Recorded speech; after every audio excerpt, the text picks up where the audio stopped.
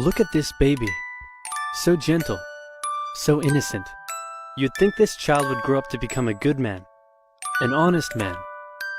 Well, think again. Hitler was born Adolphus Hitler in 1889 in a small town in Austria-Hungary. His father, Alois Schicklgruber, was born out of wedlock, but eventually changed his name to that of his stepfather, becoming Alois Hitler. Alois was a mid-level Austrian customs officer, not really rolling in cash, but certainly rolling in women. He married a rich, older lady, but then immediately started having affairs, including one with a much younger house servant. A few years later, he left his sick wife to be with his mistress, but since the Catholic Church didn't allow divorce at the time, he couldn't marry her.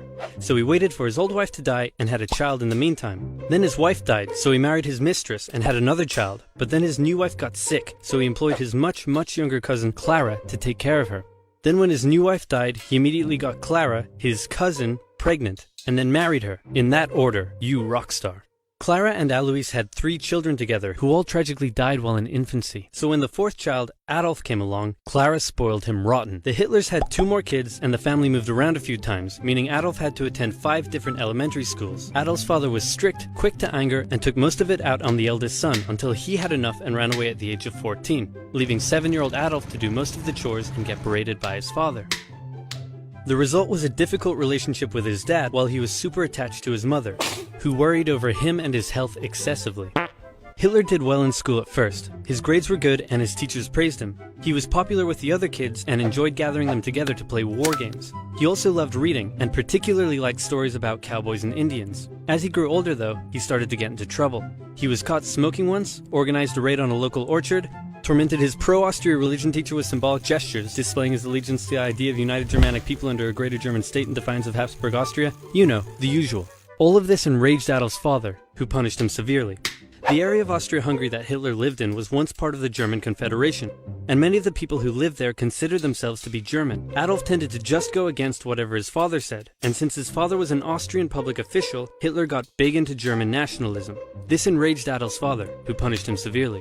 Around this time, a family tragedy struck. His 6-year-old brother, whom he loved a lot, died of measles when Adolf was 10, and was buried in the cemetery just across from their home.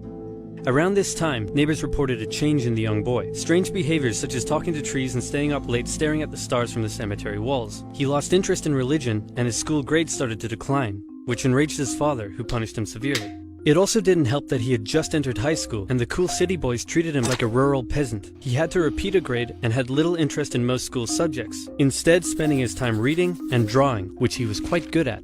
One day his father said, "Son, someday you'll be a big-balls public official like me."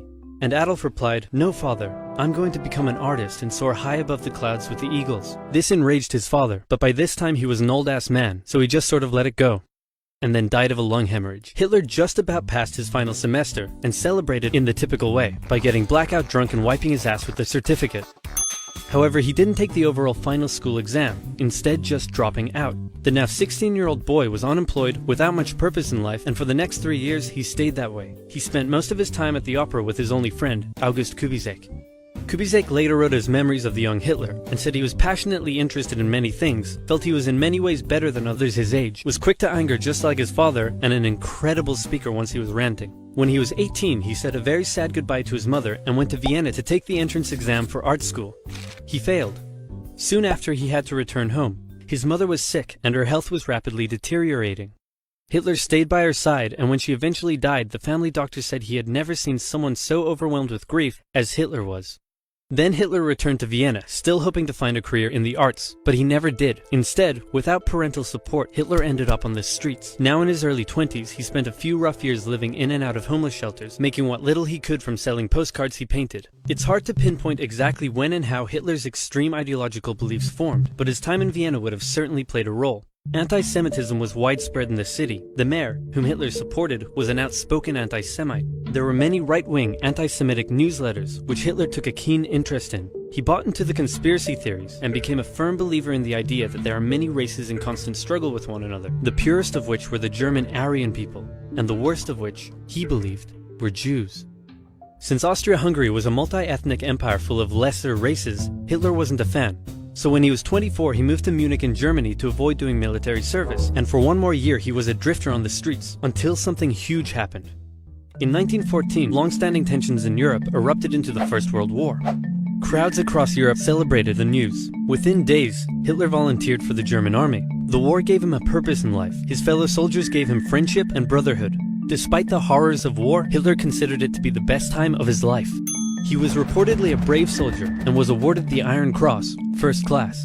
He was also very lucky and had many close encounters with death. His luck ran out in 1916, however, when an artillery shell injured his leg. He went back to Germany to recover and was outraged to find a general apathetic anti-war attitude among the exhausted and hungry German populace. With the war turning against Germany, he returned to the front lines, but was temporarily blinded by a British gas attack in 1918. A month later, still recovering in hospital, Hitler learned of Germany's defeat and surrender. The terms of the peace treaty were tough on Germany. It had to pay a lot of money and lose a lot of soldiers. These conditions weakened Germany and humiliated the German people. Europe's borders changed after the war too. New countries were formed out of Russia's lost territory, Austria-Hungary was dissolved, and there was one big new country splitting Germany into two. Hitler, seeing the country he loved humiliated like this, said that hatred grew in him for those responsible, by which he meant communists and Jews, who he believed had stabbed Germany in the back by spreading dissent and anti-war propaganda back home.